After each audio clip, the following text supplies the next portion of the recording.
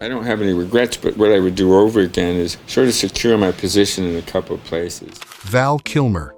For years, they fed us a convenient myth, the uncompromising genius who walked away from the Hollywood machine on his own terms. But the evidence tells a completely different story. 1995.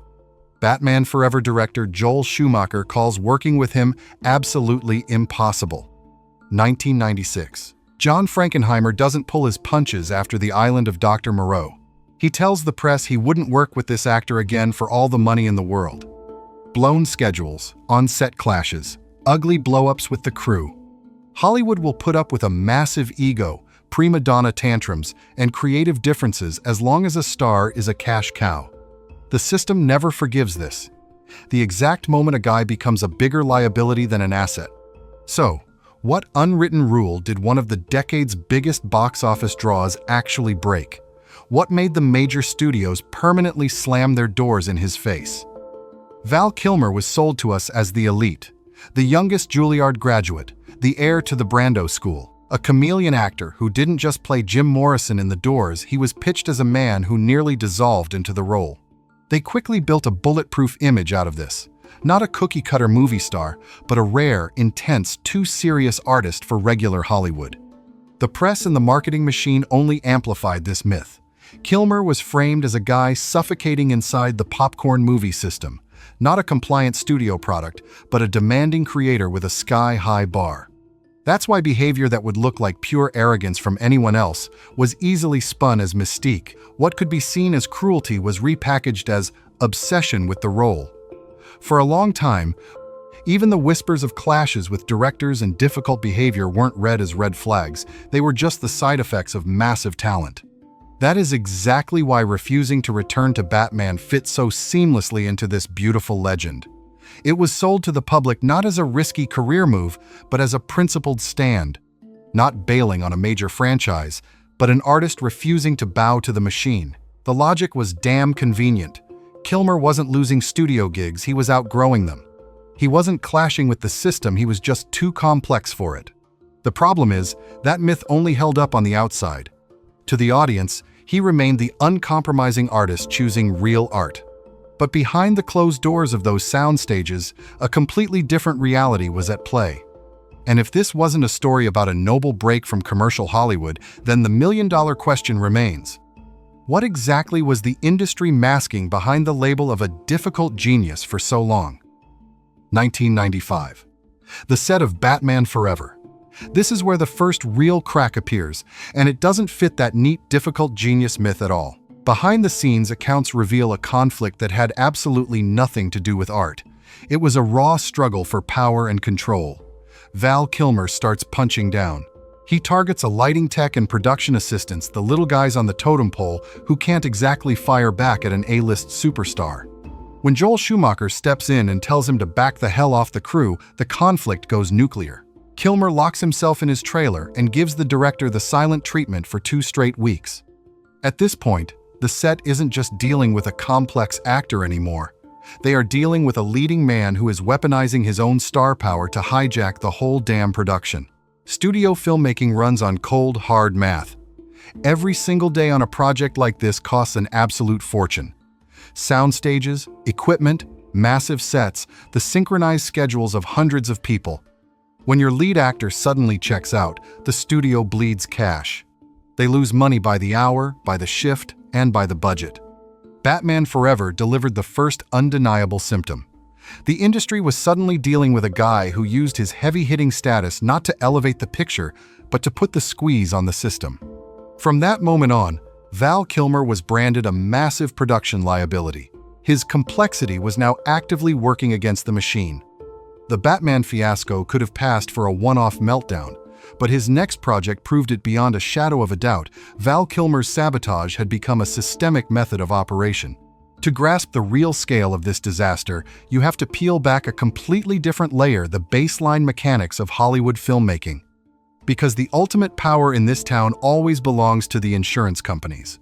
Not a single studio in the world greenlights a multi-million-dollar shoot without a completion bond. This dry legal document protects the banks and investors from acts of God and pure production hell. If the money guys see a threat to their investment, that insurance policy is weaponized.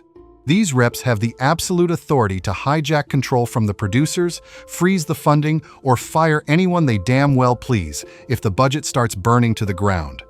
1996, Australia. Cameras roll on the island of Dr. Moreau. Val Kilmer arrives on set and methodically paralyzes the entire crew. A multi-million-dollar machine grinds to a dead halt. He ignores the schedule. He refuses to speak his approved lines. He drives director Richard Stanley to a nervous breakdown, triggering his firing just 3 days into production. New Line Cinema hits the panic button. Kilmer crosses every professional line in the book, turning the set into a war zone. Enter the men with the calculators. Insurance reps, parked right there on location, meticulously log every single day of chaos. They document every refusal to leave the trailer, every manufactured delay, every blown take.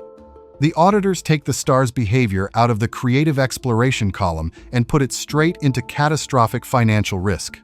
This is exactly where the myth systemically falls apart, buried deep inside rigid financial reports. The insurance records proved it. The actor was intentionally dismantling the production machine, reveling in his own absolute impunity. The corporations finally had their ironclad proof that he was entirely toxic for business. The industry tallied up the losses and quietly started prepping a ruthless counterstrike. The late 90s shattered the official narrative. The public was fed a convenient lie. Val Kilmer outgrew blockbusters and consciously walked away for true art. The reality was brutal. Major studios didn't just see a difficult actor, they saw a walking financial hazard. In Hollywood, underwriters make the ultimate call. If a leading man isn't an insurable asset, the movie gets expensive before cameras even roll. This was the knockout blow. His meltdowns didn't add up to a complex genius, they built a toxic financial model. Putting Kilmer on a call sheet became too damn expensive and dangerous. They didn't push him out with words, they erased him with numbers. That's the real start of his so-called indie phase. Yesterday's Batman was dropping into the basement of low-budget, direct-to-video gigs. This wasn't a noble ascent into pure art. It was a forced demotion to the minor leagues. The B-movie circuit plays by different rules. Smaller budgets and less pressure from the insurance suits. It's the only zone where a devalued star can still function. The fringes simply exploited what the majors deemed a radioactive threat. Here is the fatal blow to the myth. Kilmer didn't turn his back on the machine. The machine rejected him first. His voluntary exit was nothing but a damn convenient cover-up for a ruthless exile. If the system wrote Kilmer off as a radioactive risk, why didn't the misunderstood genius myth collapse? Because that lie paid dividends to everyone in his orbit. Kilmer needed it himself. It's one thing to claim you're sick of blockbusters. It's another to admit studios won't touch you with a 10-foot pole. Spinning his exile as a creative choice was pure face-saving survival. It was a goldmine for the B-movie circuit. Producers got a former A-lister for pennies on the dollar. The myth perfectly explained why yesterday's Batman was suddenly doing straight-to-video schlock. It wasn't a downfall. It was a conscious choice for honest filmmaking. And the press needed it. Dry stories about insurance and risk management don't move copies. A rebellious artist fighting the corporate machine? That makes a damn good storyline. That's how the myth survived. Kilmer kept his image. B-movie producers monetized his name, and the media sold a tragedy. Everybody got their cut, keeping the ugly truth securely hidden behind the curtain. Val Kilmer didn't fall victim to sky-high standards. That myth was just a smokescreen. To the system, he wasn't a misunderstood artist, he was a radioactive asset who cost too damn much. The legend paid off for everyone. An alibi for Kilmer, a cheap superstar for B-movie producers, and a tragic hero for the press. But the reality was brutal. The industry simply stopped tolerating a guy who guaranteed financial losses. Art doesn't explain a damn thing here. The method means nothing when you're torching the daily budget. Hollywood forgives toxic egos if they deliver the goods. But Kilmer's studio career was shut down by cold, hard math. He wasn't canceled by the audience or critics.